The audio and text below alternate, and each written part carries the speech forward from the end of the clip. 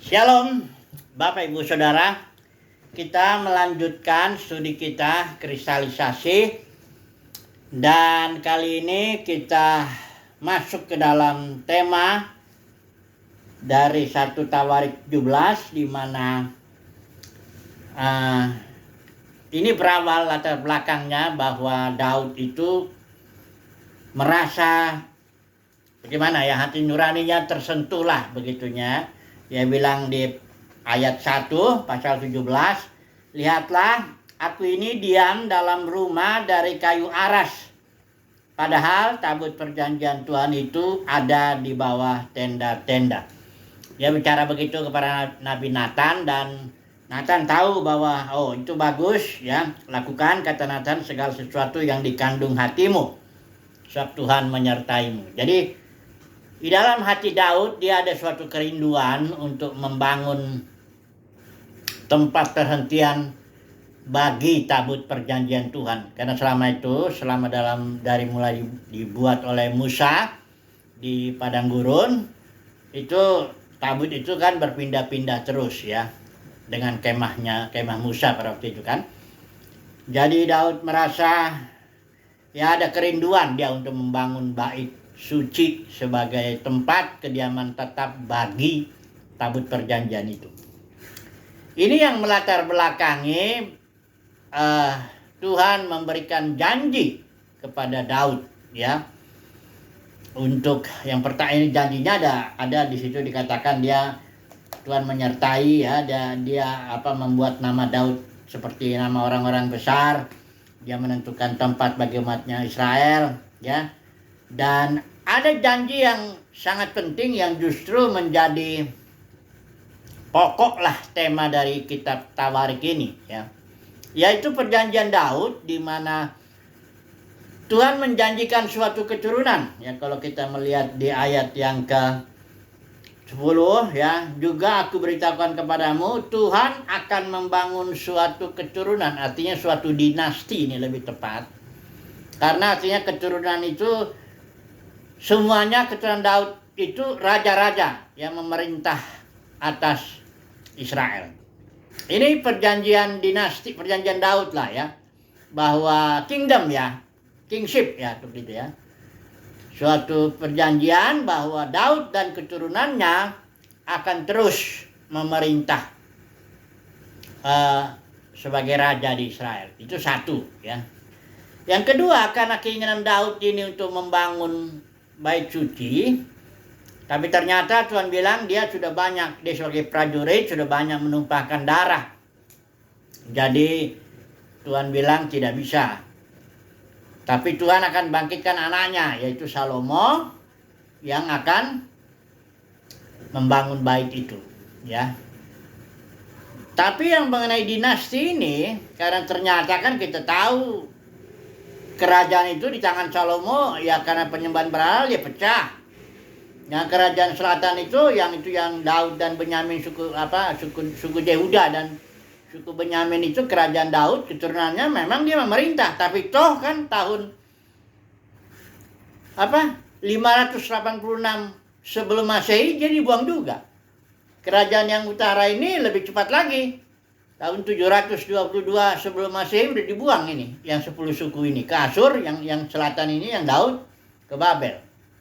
Nah, pertanyaannya, apakah janji Tuhan ini masih berlaku atau gagal atau bagaimana? Ya. Janji dinasti itu bahwa keturunan Daud akan terus memerintah ya. Nah, disinilah kita harus melihat bahwa janji Tuhan bahwa tahta Daud itu kekal atau selama-lamanya, di sini dibilang itu berlaku bagi keturunan Daud yang adalah Mesias itu ya. Kalau istilah orang bilang the greater son of David ya. Keturunan Daud yang adalah Yesus itu, tahtanya Yesus Kristus itulah yang akan selama-lamanya ya. Dalam Yesaya 9 ayat 6 ayat 7 dibilang tahta daripada itu nubuat tentang Mesias ya. Of the increase of his kingdom there will be no end. Artinya perluasan daripada kerajaan Mesias itu tidak akan ada berkesudahan, dan memang kerajaan itu terus menerus ya. Kerajaan Mesias terus menerus menaklukkan segala sesuatu. Nah, jadi penggenapan janji Tuhan kepada Daud itu digenapinya di dalam diri Yesus itu, mengenai tahta yang selama-lamanya itu. Karena kalau dilihat tahta yang keturunan yang lain ya, bahkan ada keturunan Daud yang nggak beres, kayak Manasye. Wah, itu jahat sekali itu raja itu ya, membawa banyak penyembahan berhala, bahkan pembuangan Israel itu kerajaan Yehuda itu salah satu disebabkan karena dosa Manasye itu ya. Nah, jadi di sini perjanjian artinya ya, tema kita ini sekarang arahnya kepada membangun bait itu ya. Kan ini kerinduan Daud, sebenarnya Daud yang ingin membangun, tapi dia tidak bisa karena dia sudah banyak menumpahkan darah. Tapi kelihatan hati Daud di sini, dia tetap mempersiapkan seberapa yang bisa dia siapkan. Baik emas, perak, besi, ya semua dia sudah atur lah ya. Supaya nanti Salomo yang membangunnya. Tapi dia walaupun dia tidak bisa secara langsung ikut, tapi dia mempersiapkan segala sesuatunya. Ini udah kelihatan hati Daud ini, memang ini hati orang yang berkenan di hadapan Tuhan ya. Dia rindu, cinta kepada bait yang adalah simbol ya kehadiran Tuhan, kemuliaan Tuhan. Jadi hati yang berkenan itu memang hati yang mencintai Tuhan ya tentu ya, yang merindukan kehadiran Tuhan, yang senantiasa mencari wajah Tuhan dan sebagainya. Kita mau melihat dulu di sini bagaimana bait ini ya akhirnya dibangun juga oleh Salomo. Jadi ada keturunan Daud, dua keturunan Daud yang membangun bait ya. Yang pertama Salomo tentunya yang membangun bait sebagai simbol saja. Karena perjanjian lama konteksnya kan simbol. Jadi bait atau tempat kediaman tabut itu berupa bangunan memang. Itu simbol kan. Nah, tapi nanti Yesus ini keturunan Daud juga, dia akan membangun bait yang adalah realitanya. Yang sebenarnya bait Elohim itu bukan gedung, bukan kemah atau bukan bait yang dibangun Salomo. Itu cuma simbol aja ya. Dan itu pun sudah dihancurkan akhirnya oleh Nebukadnezar kan, kita tahu itu. Tapi kalau yang dibangun Yesus, itulah realitanya bait Elohim, bait suci yang adalah kita, gereja ya, orang ya.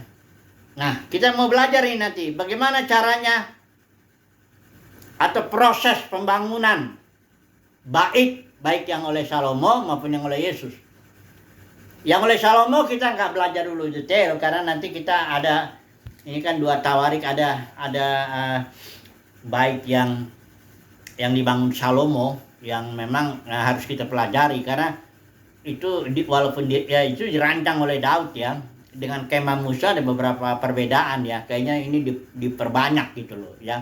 Peralatannya, meja roti sajiannya juga dan sebagainya. Nanti kita belajar itu. Yang penting yang jelas bahwa proses pembuatan bait yang dilakukan Salomo sebenarnya Daud membuat andil yang besar terhadap pembangunan bait itu ya. Bisa dikatakan Salomo itu ya pelaksananya lah. Sebenarnya Daud itu yang merancang itu semua, yang dalam hatinya itu dia bikin. Di sini dikatakan dia menyampaikan kepada Salomo rancangan bangunannya itu. Dia siapin juga emasnya, peraknya, baik imam-imamnya, orang-orang lagi, pekerja-pekerjanya, besi, semuanya udah disiapin lah ya. Salomo tinggal sebenarnya pelaksananya aja ya. Mastermind-nya itu Daud ya. Kita cukup lah ya mengenai Salomo. Mari kita masuk kepada bagaimana Yesus membangun bait suci itu, yang adalah realita ya. Karena Salomo ini simbol. Inilah dia realitanya. Bagaimana caranya? Yesus kan pernah bilang di depan orang-orang Farisi Taurat ya. Hancurkan bait ini, kata Tuhan, yang dibangun Herodes pada waktu itu ya. Itu bait suci yang setelah dia orang Israel pulang ke dari Babel dibuangkan, bait suci Salomo itu yang pertama tuh hancur. Kemudian 70 tahun orang Israel di Babel. Nah, Zerubabel itu gerombongan pertama. Zerubabel itu 50.000 orang kurang lebih itu datang membangun bait. Ya tentu hanya ya sangat jauh lah dibanding kemuliaannya dibanding Salomo yang dibangun Salomo. Tapi kemudian Herodes itu karena alasan politik ya, memugarnya itu selama 46 tahun kurang lebih dia, sehingga bait itu jadi megah juga ya, yang dibangun, yang dipulihkan oleh Herodes itu. Nah, Yesus bilang, rubuhkan bait ini, dalam 3 hari aku akan bangun. Nah, ini orang Farisi berpikir, karena bagi orang Israel bait itu atau tempat kediaman Yahweh itu udah pasti itu gedung, bait suci lah ya. Dan itu juga merupakan tanda bahwa Mesias itu, salah satu tanda bahwa orang yang kalau mengaku Mesias dia bangun bait suci. Nah, begitulah ini Yesus ini bilang, hanya konsep bait suci yang Yesus katakan dengan konsep orang Yahudi itu beda. Kalau orang Yahudi jelas dia berpikir jasmani, karena bagi itu normal juga ya, karena memang itu dijanjikan. Misalnya kalau orang Yahudi ditanya, menurut kamu Mesias itu siapa? Kata Yesus kan, pada orang Yahudi ditanya. Orang Yahudi langsung jawab tanpa ragu, Mesias itu anak Daud, ya. Nah, terus Yesus bilang, betul secara jasmani anak Daud, tapi dalam Mazmur itu kalau nggak salah Mazmur 101 itu Daud oleh pimpinan Tuhan menyebut Mesias itu Tuhan atau Tuhanku. Duduklah sebelah kanan itu, di sebelah kanan Bapa itu. Bapa berfirman kepada Tuhanku. Daud ngomongnya kepada anaknya itu, Yesus itu sebagai Tuhan. Makanya Yesus bilang, loh, bagaimana? Daud di Mazmur 101 itu bilang kepada anaknya, menyebut anaknya itu Tuhan atau Tuhan. Ya. Bagaimana dia juga anaknya? Jadi maksud Yesus itu bahwa Mesias itu kerajaannya ada dalam dimensi yang lebih tinggi, kerajaan surgawi. Baitnya juga ya, yang kalau Daud rindu bangun bait jasmani bagi simbol. Ini Mesias bangun bait juga, cuman dalam dimensi surgawi. Nah, ini yang harus kita pahami ini. Kadang-kadang banyak orang Kristen sekarang ini ya suka bilang bait suci atau rumah Tuhan itu, dia menunjuk itu gedung denominasi. Ini rumah Tuhan ini katanya. Ada rumah Tuhan itu kita orang. Rumah di mana Tuhan berdiam, bait di mana Tuhan berdiam. Bait Roh Kudus itu adalah kita, ya. Jadi Yesus itu mau mengatakan ya, bilang rubuhkan bait ini dalam 3 hari aku akan bangun. Itu artinya cara Yesus membangun baitnya atau membangun gereja, kan Yesus bilang aku akan mendirikan gerejaku. Itu nggak segampang-gampang begitu aja. Segampang-gampang begitu. Yesus bilang jikalau biji gandum tidak jatuh ke tanah dan mati, dia tetap 1 biji. Tapi kalau dia mati, dia akan menghasilkan banyak. Ya. Jadi cara Yesus membangun gereja itu dengan cara dia mati atau bait ya, cara pengertiannya bait itu orang ya, karena dalam perjanjian baru bait itu orang, rumah Bapa itu orang ya, kita yang gereja.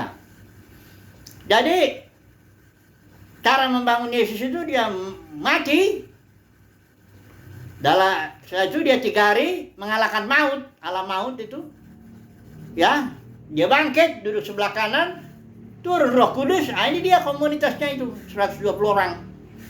Itulah dia bait atau gereja ya. Atau rumah Tuhan atau rumah Bapa, itu dia orang yang 120 orang itu ya. Karena gereja itu dengan Yesus itu sama sifat apanya. Jadi gini, kayak Adam, simbol itu sudah perhatikan. Adam itu simbol daripada Kristus kan, atau ya, Adam simbol dari Kristus. Hawa itu simbol dari gereja, ya, karena mempelainya itu. Nah, caranya Hawa itu dibangun bagaimana? Hawa ini berasal dari Adam. Hawa itu jadi dalam diri Adam ada apa ya, sisi femininnya, rahim, ya. Jadi yang diambil itu bukan, kalau pengertian kita kan tulang rusuk Adam, diambil dari satu tulang rusuk Adam. Bukan tulang rusuk, terjemahan itu harusnya chamber, artinya ruangan. Ada satu bagian dari Adam yang diambil oleh Tuhan. Itulah dia rahimnya. Ya, makanya kalau bahasa Inggris kan, kalau laki-laki man, kalau perempuan woman, womb itu womb itu artinya rahim, man. Manusia rahim sebenarnya perempuan ini, karena diambillah rahim Adam dan dibangun Tuhan lagi seorang perempuan. Ya. Jadi Hawa itu berasal dari Adam. Makanya Adam bilang, inilah dia, tulang dari tulangku, daging dari dagingku. Nah, gereja juga berasal dari Kristus. Apa maksudnya? Itu biji gandum yang adalah hayat itu. I am the life, itu hayat itu. Kalau biji gandum itu nggak jatuh ke tanah mati, dia tetap satu. Jadi gereja itu adalah orang-orang yang di dalamnya ada hayat Kristus. Ya, sebenarnya gereja itu perluasan dari Kristus, Yesus. Ya.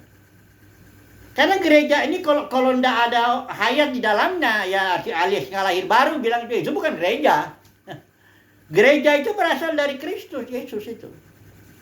Ya, dengan cara dia mati, bangkit, maka yang hayatnya yang tadinya satu itu menyebar, ya, dalam kasus gereja mula-mula itu yang menyebar ke 120 orang.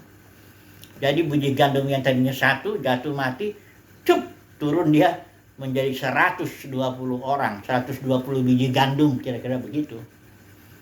Ya, jadi segala sesuatu yang bukan dari hayat, ya, itu bukan gereja. Karena gereja itu berasal dari Yesus, sama seperti Hawa berasal dari Adam. Ya, jadi kalau gereja ini melakukan ritual-ritual, kredo-kredo, ibadah-ibadah jasmani dan segala yang bukan dari Kristus hayat, ya, sebagai hayat, itu bukan gereja. Makanya nanti kita lihat kalau gereja itu udah pecah, ya, kalau kita Wahyu bilang perempuan itu akan simbol gereja itu perempuan. Itu ada dua perempuan di pasal 12 itulah dia yang mempelai, yang gereja, ya, yang melahirkan putra-putra Elohim. Nanti yang di pasal 17 itu pelacur namanya, bukan perempuan mempelai, dia pelacur, tapi mengaku seperti mempelai, ya. Nantilah kita belajar dulu. Ini dulu kita tangkap dulu. Bahwa Yesus bangun gereja, bangun bait, ya, sama seperti Salomo bangun bait. Salomo bangun bait yang adalah simbol, yaitu gedung. Sementara Yesus bangun rumah Bapa atau bait, realitanya yaitu orang. Orang yang bagaimana? Orang yang di dalamnya ada hayat.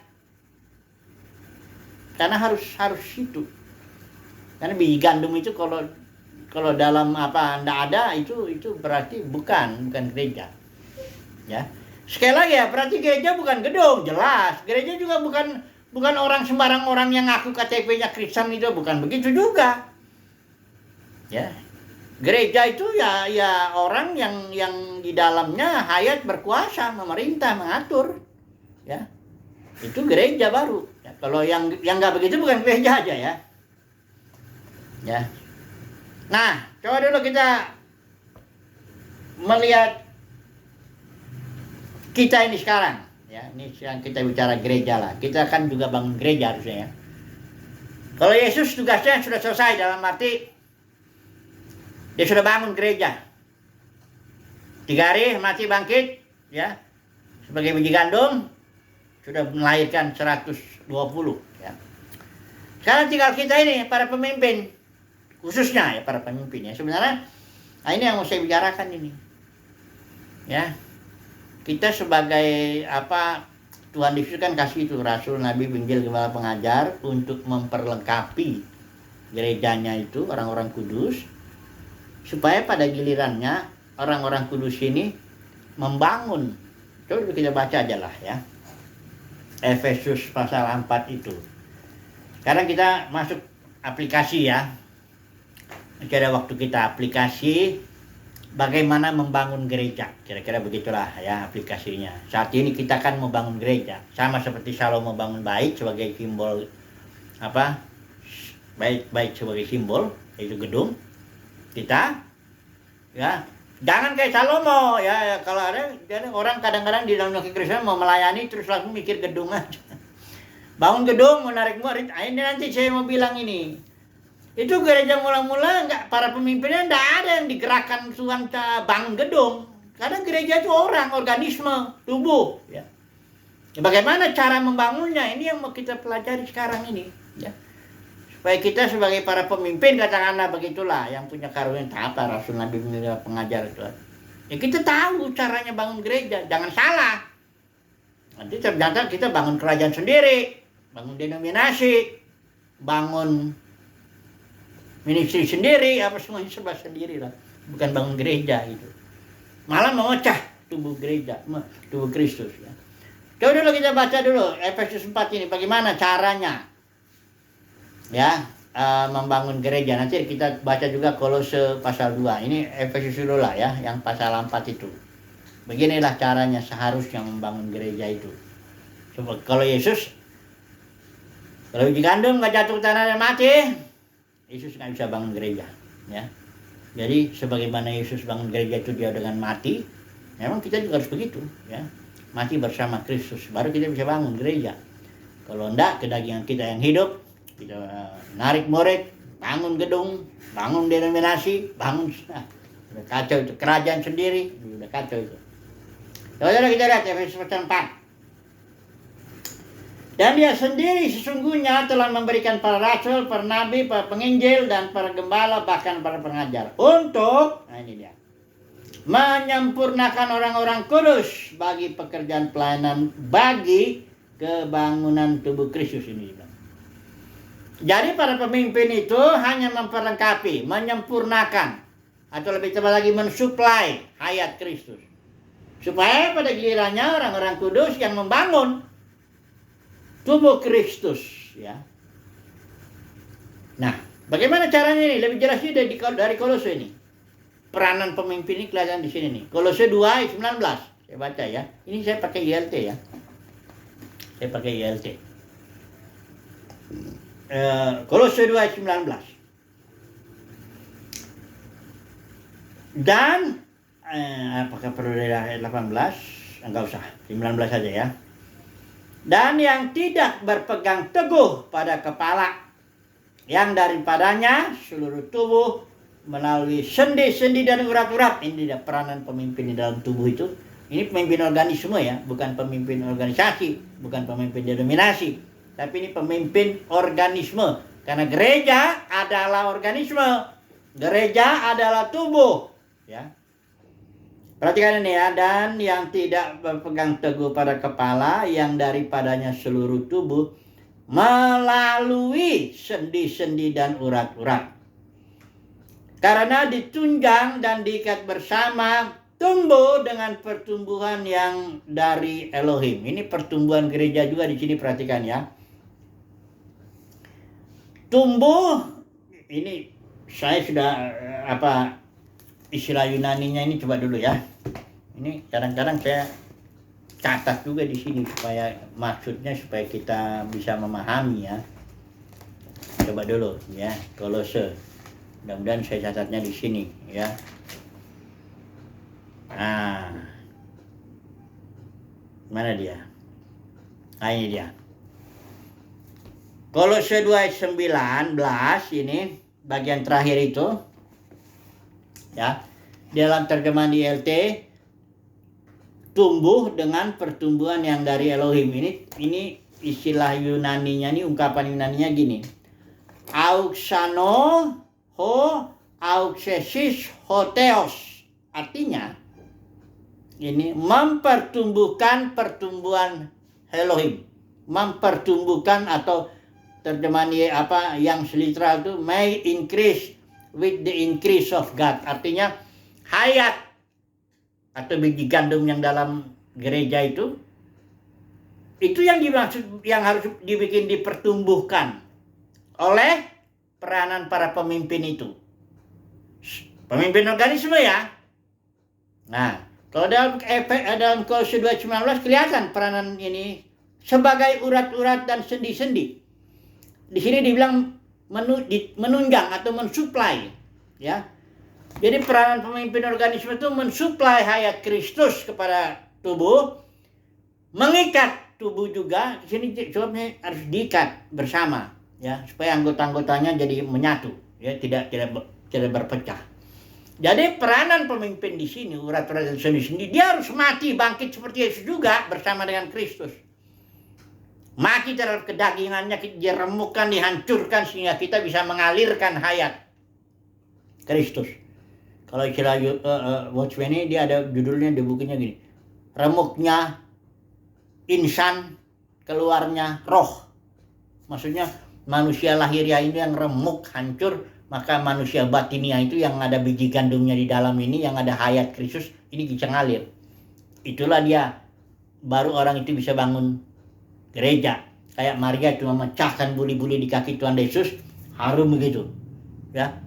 Jadi kalau kita pecahkan buli-buli kita sesuatu yang berharga, pecah begitu, kita menimbulkan, menyebarkan harum Kristus itu. Itulah yang membangun gereja. Karena gereja nggak hanya dibangun oleh teologi-teologi, doktrin-doktrin, ritual-ritual, kredo-kredo. Nggak bisa.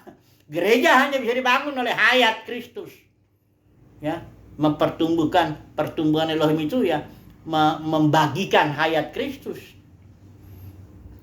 Jadi para pemimpin ini fungsinya nih sangat dahsyat ini tanggung jawabnya. Dia harus rela, remuk, pecah demi, kalau Paulus bilang, maut bekerja dalam arti menghancurkan dia, hayat bekerja dalam kamu. Ya kita gitulah, itu dalam Korintus itu Paulus bilang. Inilah dia fungsi para pemimpin saat ini yang mau bangun gereja. Nah, tapi kalau para pemimpin ini mau bangun denominasi, begini caranya. Kisah Rasul 20 itu palsu itu ya, pemimpin palsu itu. Dengan ajaran palsu, tarik murid-murid kepada dirinya. Ajaran palsu apa ini? Ya mulai dari ajaran itu, kalau yang saya udah nulis dari guru palsu itu menceritakan kebaikan Tuhan, tapi diarahkan kepada perkara-perkara jasmani. Ya, kemakmuran, kesehatan, segala macam sukses yang duniawi lah, ya.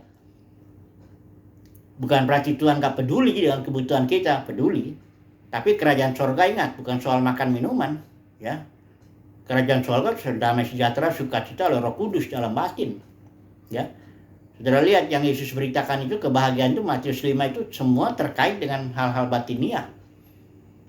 Jadi harta kita yang sejati juga harta yang batinia, harta dalam bejana tanah liat.